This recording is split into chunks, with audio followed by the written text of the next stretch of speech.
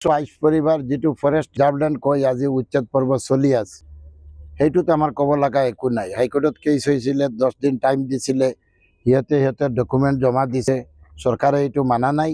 আজি কালি দুদিন উচ্ছেদ কৰি আছে। যোৱাকালিও আমি তাতে গৈছিলোঁ। আপোনালোকে দেখিছে এইটো আমাৰ Assam Mizoram inner line border area. এই এৰিয়াত মানুহবিলাক পাহাৰৰ কাম কৰি আছিলে। তাতে বিভিন্ন ধৰ্মাৱলম্বীৰ মানুহ আছে, হিন্দু আছে, মুসলিম আছে, খ্রিস্টান আছে, রিয়াং আছে। কিন্তু চাই আমার সরকারখনে ইসলাম ধর্মাবলম্বী মুসলিম মানুহক আজি উচ্ছেদ করেছে। তার পাছতো আইনের কাম আইনে করেছে, আমি আইনের বাধা দিয়া নাই, আমার মানুহে আইনক বাধা দিয়া নাই। কিন্তু এতিয়া আমার কথা হয়েছে ভারতীয় নাগরিক গোটেই 100% মানুহবিলাক ভারতীয়। যদি এটা বাংলাদেশি পায় গুলিয়াই মারি দিয়ক, আমার একো কব লগা নাই। আর ভারতীয় নাগরিক হলে ল্যান্ডেস মানুহবিলাকক আমার সরকারখনে ল্যান্ড দিব লাগিব। আমার ইয়াত বহুত খালি ল্যান্ড আছে, কাটিছড়া সার্কেলের আন্ডারত বহুত খালি সরকারি ল্যান্ড আছে। এই ল্যান্ডত প্রত্যেক ফ্যামিলিক 1 বিঘা 2 বিঘা করে যিমান দেয় সরকারখনে দিব লাগিব। এতিয়া মানুহবিলাক কেম্প বনাই মই রাখিম। দুখীয়া মানুহ, গরিব মানুহ এইবিলাকে বর্ডারত আমার ল্যান্ডটো পাহারা দিয়ে আছিলে।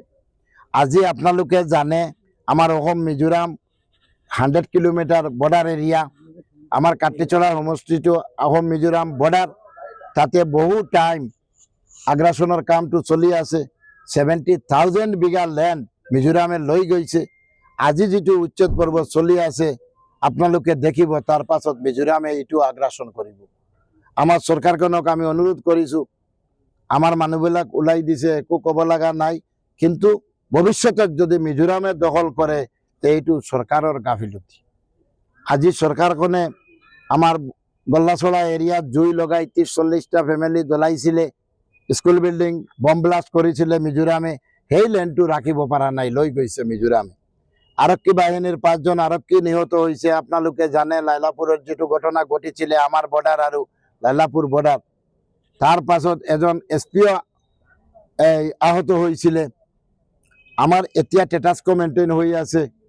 কিন্তু আজি আজিৰ যে উচ্ছেদ অভিযান ইয়াৰ ৰাজনৈতিকভাৱে ষড়যন্ত্ৰমূলক নিৰ্বাচন আহি আছে যদি আপোনালোকে চাওক, নিৰ্বাচন আহিলে উচ্ছেদ বেশিকে হয়, এটো আমাৰ গোটেই অসমৰ মানুহে জানে। আর যত যত উচ্ছেদ হয়েছে কার উপরত হয়েছে, মিয়া বাংলাদেশি কই আমার ইসলাম ধর্মাবলম্বী মুসলিম মানুষ, ভারতীয় নাগরিক ইহঁতক উচ্ছেদ কৰি আছে। যোৱা 2 দিন আগত মুখ্যমন্ত্রী কৈ দিলে মিয়া মানুহক রিক্সা চলিলে রিক্সা ড্রাইভারক 5 টাকা ভাড়া হলে 4 টাকা দি দিব।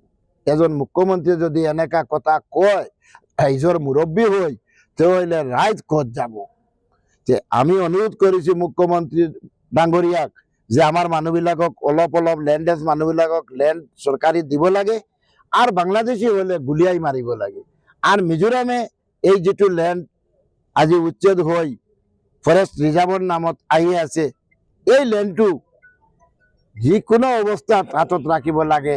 যে এইটো যদি মিজোরামে আগ্রাসন করে তেনেহলে এইটো বহুত ডাঙর লাজর কথা হব। এইটো হিস্ট্রি হয়ে যাব।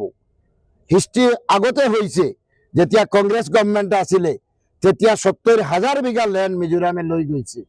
তেতিয়া আমার কাটলিছড়ার বিধায়ক আছিলে কংগ্রেসের গৌতম রায়। আজির দিনত 2টা টার্ম আমি বিধায়ক, 1 ইঞ্চি ল্যান্ড নিব পারা নাই। আমার মুখ্যমন্ত্রী 3-4টা ক্যাম্প নতুনকে বনাইছে।